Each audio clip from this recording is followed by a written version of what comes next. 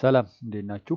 ኦኬ በባለፈው ትምህርታችን እንግዲህ የአማርኛ ፊደላትን በእንግሊዘኛ እንዴት ነው አድርገን መጻፍ የምንችለው የሚለውን ለማየት እየሞከርን ነው። እንግዲህ ክፍል 4 ዛሬ የመጨረሻው ክፍልን አብረን የምናይ ይሆናል ማለት ነው። አብራችሁን ቆዩ።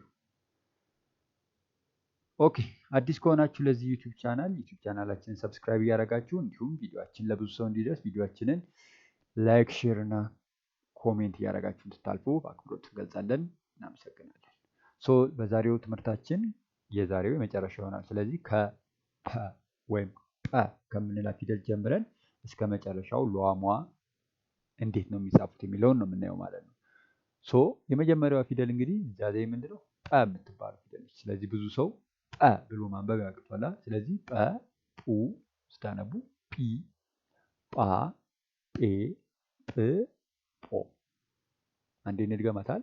ጰ፣ ጱ፣ ጲ፣ ጳ፣ ጴ፣ ጵ፣ ጶ። የጰን ፊደል ለመጻፍ በእንግሊዘኛ እኛ የምንጠቀመው ምንድነው? ፒ የምትለውን የእንግሊዘኛ ሌተር ነች ማለት ነው። ስለዚህ ፒ ስትጠቀሙ ጰን እየጻፋችሁ ሊሆን ይችላል፣ ፐንም እየጻፋችሁ ሊሆን ይችላል። እዚች ጋር ፐ ምንድነች ማለት ፒ ነች። ግን ኔክስት ከነሱ በኋላ የሚመጡት ፊደሎች ይወስናሉ ማለት ነው። ጰ ወይም ፐ ተብሎ መነበብ እንዳለበት ወይም ማለት ነው። ስለዚህ በዚያ ምክንያት ሁለቱ ተመሳሳይ ናቸው ማለት ነው። ጰ ስጽፉ ፒ ነው ኮንሶናንት እንደምታስቀምጡ ፒ። ስለዚህ ጰን ለመጻፍ ፒ ኢ ታደርጋላችሁ ማለት ነው። ጱስ ለመሆን ፒ ከዛ ሁለተኛው ፊደል ከሆነ ዩ ነው። ቫወል ዩ ነው የምንጠቀመው። ፒ ዩ ስጽፉ ፑ እያደረጋችሁ። ፒ ለመጻፍ ፒ አይ ጳ ሲሆን ፒ ኤ ጴ ሲሆን ፒ ኢ ጵ ሲሆን ፒ ብቻ ወይም ስድስተኛ ፊደሎች ምንም አይነት ቫወል አይጠቀሙም እንላለን። ስለዚህ ፒ ብቻ ይሆናል ማለት ነው።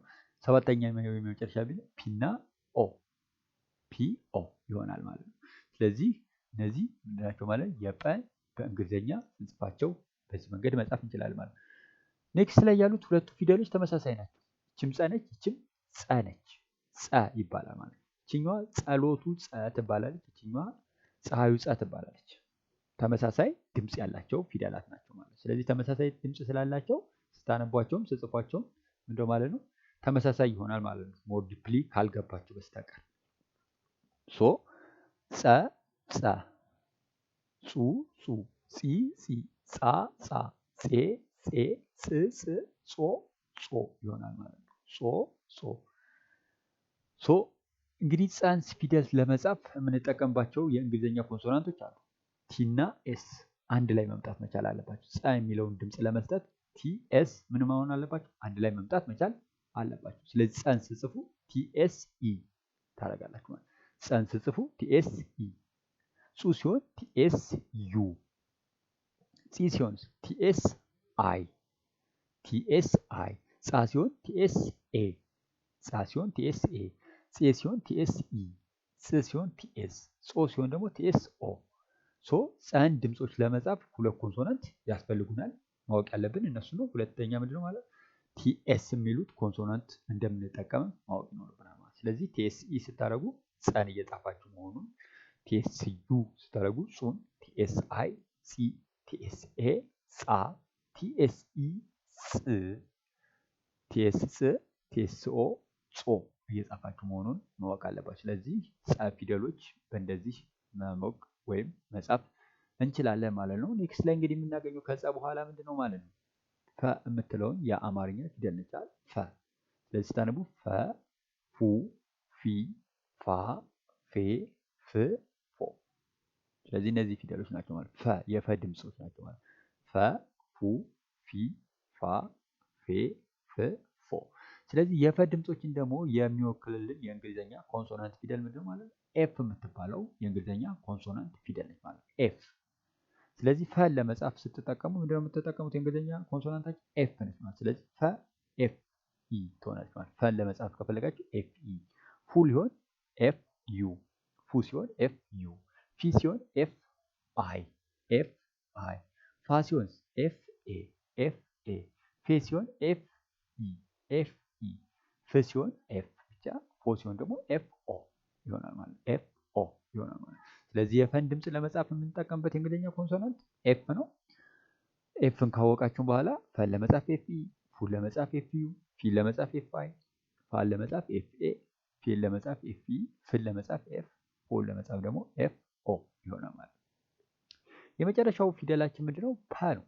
የአማርኛ የመጨረሻው ፊደላችን ፐ ነው። ስለዚህ ስታነቡ ፐ፣ ፑ፣ ፒ፣ ፓ፣ ፔ፣ ፕ፣ ፖ። አንዴ ልድገማት። ፐ፣ ፑ፣ ፒ፣ ፓ፣ ፔ፣ ፕ፣ ፖ።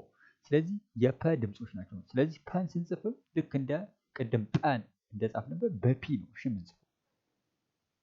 ስለዚህ የፐን ድምጽ የሚወክል የእንግሊዝኛ ኮንሶናንት ፊደላችን ፒ ይሆናል። ስለዚህ ፒኢ ስትጽፉ ፐን እየጻፋችሁ ነው።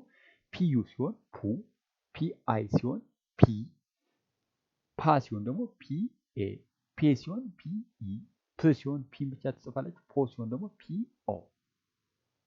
ስለዚህ የፐን ድምፅና የፐን ቅድም የጻፍነውን ድምፅ የሚወክልልኝ የእንግሊዝኛ ኮንሶናንት ፊደላችን ፒ ይሆናል ማለት ነው። ፒ ይሆናል ማለት ስለዚህ የፐ ድምፅ ፒኢ፣ ፑ፣ ፒዩ፣ ፒ፣ ፒአይ፣ ፓ፣ ፒኤ፣ ፔ፣ ፒኢ፣ ፕ፣ ፒ ብቻ፣ ፖ ደግሞ ፒኦ ይሆናል ማለት ነው። ሶ የእንግሊዝኛ የአማርኛ ፊደል በእንግሊዝኛ መጻፍ ዋናው እነዚህ ናቸዋል። ዋነኞቹ የአማርኛ ፊደላት 33 ያልናቸው ዋነኞቹ እነዚህ ናቸው ማለት ነው። ሶ ምንድነው ግን ብዙ ጊዜ የምናየው ተመሳሳይ የሆኑ ነገሮች አሉት። ምክንያቱም ለምሳሌ የአማርኛ ፊደሎች ስንት ናቸው? 7 የራሳቸው የቤተሰብ ሀረግ አላቸዋል። ለምሳሌ ፈ፣ ፉ፣ ፊ፣ ፋ፣ ፌ፣ ፍ፣ ፎ። ስለዚህ 7ቱ የቤተሰቡ አባላት ናቸው የፈ ቤተሰብ አባላት። ስለዚህ የመጀመሪያዋን ፊደል ብዙ ጊዜ ስንጽፍ የምንጠቀማቸው ምንድን ናቸው ማለት ነው? ጸንም ጻፍን፣ ፐንም ጻፍን። ከሀ ውጪ የምንጠቀመው የእንግሊዝኛ ቫወላችን ምንድነው? ኢ ይሆናል ማለት ኢ። እያያችሁ ነው። ጸን ስጽፉ ቲኤስኢ፣ ፐንም ስጽፉ ኤፍኢ፣ ፐንም ስጽፉ ፒኢ ይሆናል ማለት። ስለዚህ የምንጠቀምባቸው የመጀመሪያው ቫወሎቹ ምንድናቸው ማለት ኢ የምትባለው ቫወል ነች ማለት ነው። ጹን ስጽፉስ ወይም ሁለተኛ ፊደሎችን ስጽፉ ብዙ ጊዜ የምንጠቀሙት ወይም ሁሌ የምንጠቀሙት ማለት በሚያስችል ሁኔታ ዩ የምትለውን ቫወል ትሆናለች ማለት። ስለዚህ ጹን ስጽፉ ዩን እየተጠቀማችሁ ነው። ፉንም ስጽፉ ኤፍ ዩ፣ ፑንም ስጽፉ ፒ ዩ።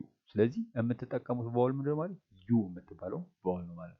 ሶስተኛ ፊደሎችን እነ ፂ፣ እነ ፊ፣ እነ ፒ ስጽፉ ደግሞ የምንጠቀመው ቫወል አይ ትሆናለች ማለት።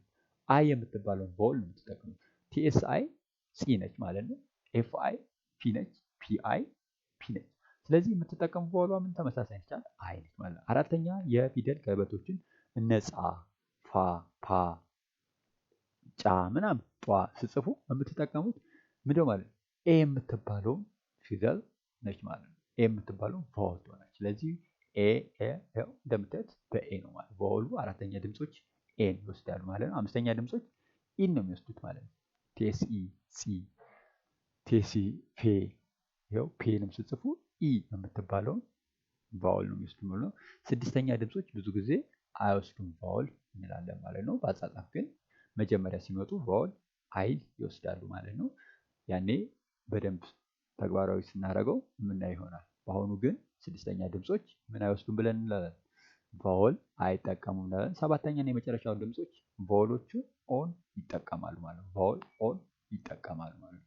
ስለዚህ ጾንም ስጽፉ ቴስኦ፣ ፎንም ስጽፉ ኤፍኦ፣ ፖንም ስጽፉ ኦ የምትል ምን አለች ማለት ነው? ቫወል ትኖራለች። ስለዚህ የአማርኛ ፊደላትን በእንግሊዝኛ መጻፍ እነዚህ ይሆናሉ ማለት ነው። ሌሎች ግን እንደምታውቁት ደግሞ ሌሎች የአማርኛ ፊደሎች አሉ። እነ ሏ፣ ሟ፣ ሯ፣ ሷ ምናምን ሿ፣ ቋ፣ ቧ እያለን የምንቀጥላቸው በጣም ብዙ የአማርኛ ምን አለ ፊደላት አሉ ማለት ነው። የአማርኛ ፊደሎች አሉ ማለት ነው። ስለዚህ እነሱን ደግሞ ለመጻፍ ዋናው ነገር የምታውቁት የሚገባው ምንድነው የምትጠቀሙት? በዚህ ድምፅ ላይ ሁለት ቫወሎች ነው የምትጠቀሙት። ቫወሉ ሁለት ይሆናል። ሌላው ተመሳሳይ ይሆናል። ቫወሉ ሁለት ይሆናል ማለት ነው። ስለዚህ አሁን ሏን ለመጻፍ ኤል ዩ ኤ፣ ዩኤ የምትል ቫወል ነው የምትጠቀሙት። ዩ እና ኤ አንድ ላይ ነው የሚወጡት ማለት። ስለዚህ ኤል ሏን ስጽፉ ኤል ዩኤ፣ ኤል የመጣችሁ ከምን ለምትለው ስንጽፍ ኤል ነበር ይችላል። ከዚያ ዩኤ ሏ የምትል ድምፅ ይሰጣል። ሏን ለመጻፍ ኤል ዩኤ። ሟን ስጽፉ መ ኤም ነቻል። ይኸው ዩኤ። ሟን ለመጻፍ ኤም ዩ ኤ ይሆናል ማለት። ሟን ለመጻፍ ኤም ዩ። ሷን ለመጻፍ ሰ ኤስ ነቻል። ምን ተጨምራለች? ዩኤ ተጨምራለች። ዩኤ ስለዚህ ኤስዩኤን ስጽፉ ሷን እየጻፋችሁ ነው። ሯን ለመጻፍ አር ረን አር ብለን ነበር። ዩኤን ስለዚህ ሯን ለመጻፍ አር ዩኤ ይሆናል ማለት ነው።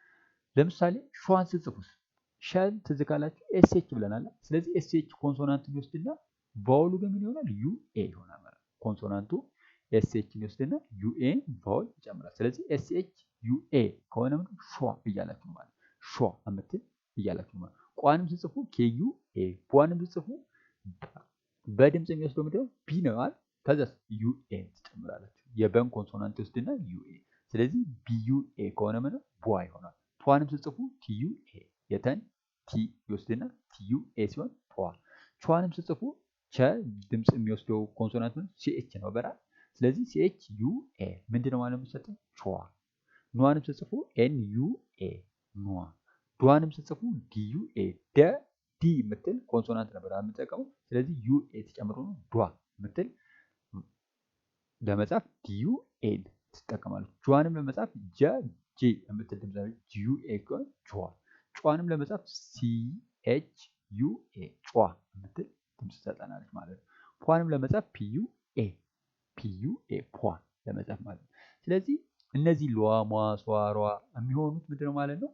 ሁለት ቫውል ነው የሚወስዱት ማለት ነው። አንድ ላይ ሁለት ቫውሎች እነሱም ዩ እና ኤ ይወስዳሉ ማለት ነው። መጀመሪያ ላይ ያለውን ምን ኮንሶናንት ለምሳሌ ለን ከሏ ሏን ለመጻፍ ለን ኮንሶናንት ኤል ነበራል። ኤል ዩ ኤ ስታር ሏ። ሟንም ለመጻፍ ኤም ዩ ኤ ለምሳሌ ቋን ለመጻፍ ኬ ዩ ኤ ማለት ነው። ስለዚህ ልዩነቱ ምንድነው? ሁለት ቫውል መውሰዳቸው ነው ማለት ነው። ቫውሎቹም ዩ እና ኤ አንድ ላይ ሆነው መምጣት አለባቸው። ሏ፣ ሟ፣ ሷ፣ ሯን ለማወቅ ማለት ነው ወይም ለመጻፍ ለመቻል። ሶ እንግዲህ ግልጽ ነው ብዬ አስባለሁ። ግልጽ ካልሆነላችሁ ኮሜንት ሴክሽን ላይ ያልገባችሁን ነገር መጠየቅ ትችላላችሁ። ሌላው በተረፈ እንግዲህ ለዛሬ የነበረን ትምህርት ይህን ይመስል ነበር። በሚቀጥለው ክላሳችን ሌሎች ትምህርቶችን የምንጨምር ይሆናል። እንግዲህ ሰብስክራይብ እያደረጋችሁ ዩቲዩብ ቻናላችንን እለፉ። በተጨማሪም ቪዲዮአችንን ከወደዳችሁ ቪዲዮአችን ለብዙ ሰው ሼር፣ ላይክ እና ኮሜንት እያደረጋችሁ እንድታልፉ በአክብሮት እንገልጻለን። በተጨማሪም ኦንላይን መማር ማንኛውም ሰው የሚፈልግ ሰው 0912072369ን ሴቭ ካደረጋችሁት በኋላ ቴሌግራም ላይ፣ ኢሞ ላይ፣ ዋትሳፕ ላይ ቢያናግሩን ስለ ሙሉ ኮርሳችን ሙሉ መረጃ የምንሰጡት ይሆናል ማለት ነው። ከኛ ጋር አብራችሁ ስለቆያችሁ በጣም አድርጌ አመሰግናለሁ። መልካም ጊዜ